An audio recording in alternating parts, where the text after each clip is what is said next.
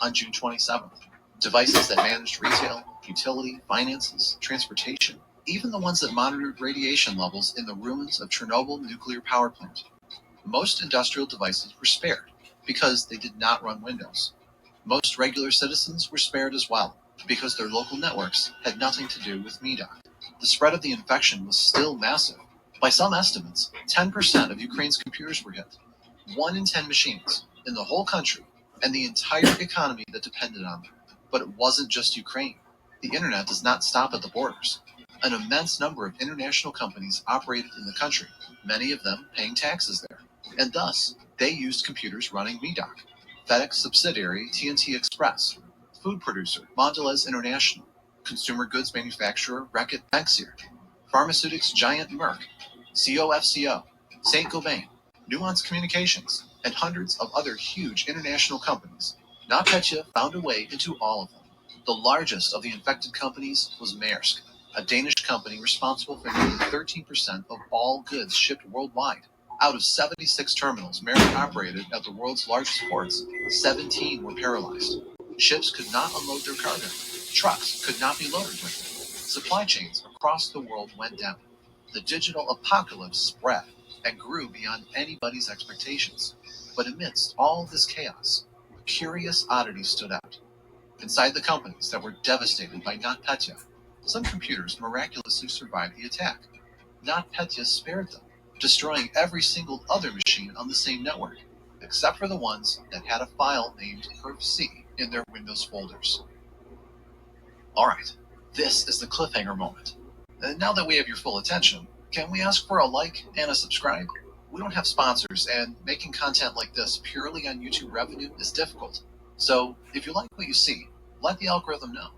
Thanks, and back to perfc. This was a kill switch. Here's how it worked. The malware itself, despite the popular name, is a small file called perfc.dat. Call it whatever you want. Upon infection, NotPetya will get extracted into this file, and then it will look for a file with this name on the victim's computer as a way to check if it was already there. Because, well, there's no point in encrypting a computer twice. However, simply creating an empty file named perfc and placing it in the Windows folder would lead to the same result. The only requirement being that the file must be read-only. So, NotPetya gets onto a computer, extracts itself, and looks for perfc. Is it there? If yes, the worm stops in its tracks. If not, it proceeds to destroy everything it sees. This curiosity was first discovered by Amit Serpent, a researcher who worked for an Israeli cybersecurity company, Cybereason, and was among the first to analyze NotPetya.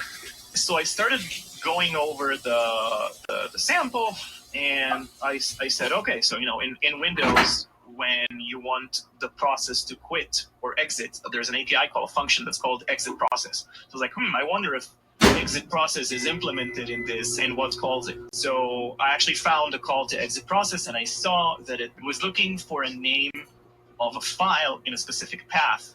And if that file existed, then the malware would quit.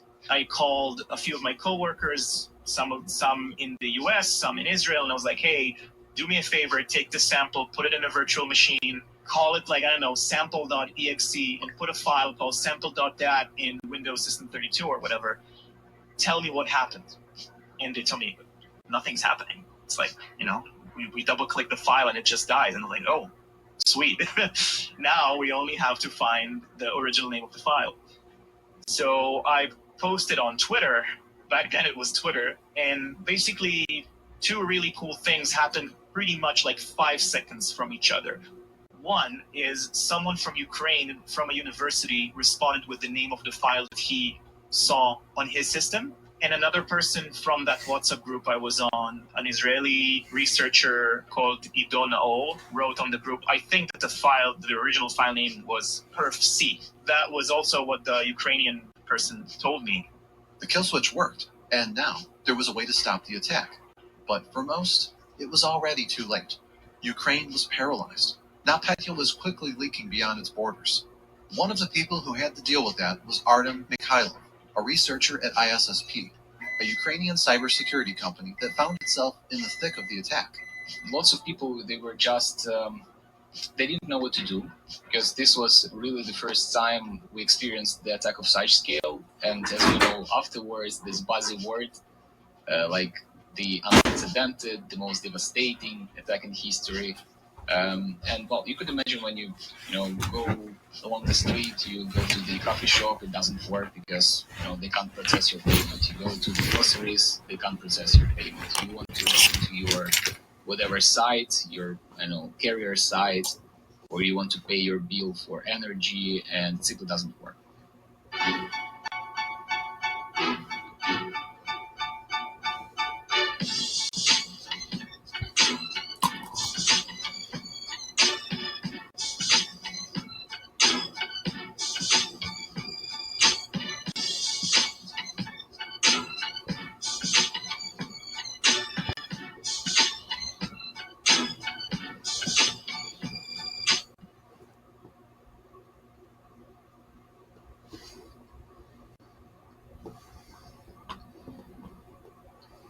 Start building your crypto portfolio today.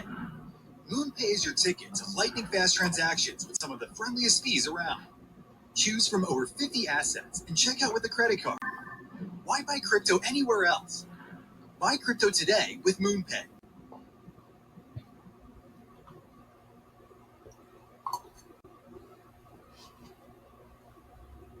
Only a full day later was the spread stopped, in part thanks to mass shutdowns of all devices across the country, in part thanks to the discovery of the kill switch, but mostly because NotPetya ran out of potential victims, having infected almost every network it could feasibly infect. For most victims, the only way to recover was to wipe all systems clean and rebuild anew. For researchers who wanted to understand how the attack happened, the real work was just beginning. So yeah, it was a traditional investigation. We grabbed all the logs, all the telemetry, everything which remained, because thanks God, NotPetya didn't encrypt entirely everything. It encrypted only 10% of computers in Ukraine, which sounds kind of amazing, but still it's not 100%, right? So we had this opportunity to work around with what we're able to get from those machines, and eventually we built up kind of the sequence of actions, the patient zero, then the second patient, and how it started to spread, and usual suspects: social engineering, existing vulnerabilities, and the NSA exploits from which nobody had cure at that time.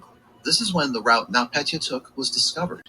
Eternal Blue, Mimikatz, the infected update, and the MEDOC servers.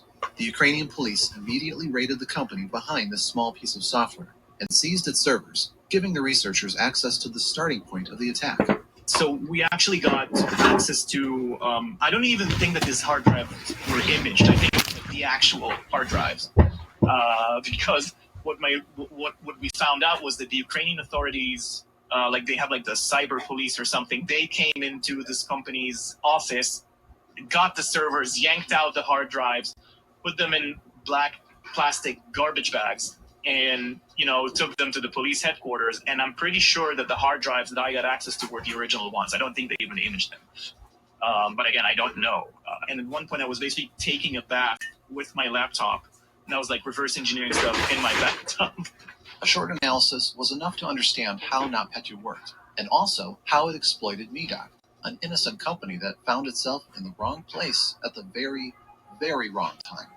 We need to understand that MEDOC at that time, it wasn't a small company, but I would say it falls under the category of SMEs, small medium enterprises. And again, it was 2017. The maturity of cybersecurity within such companies, it used to be something which you desire to be better.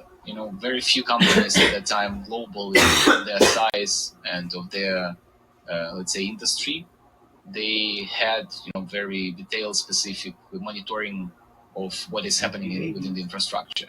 Because at that time, if you recall, everybody thought, okay, why I am interesting for hackers, right? I'm not a big bank. The monetization of any attack against me would be kind of very low in returns. So why anybody would think of hacking us, right?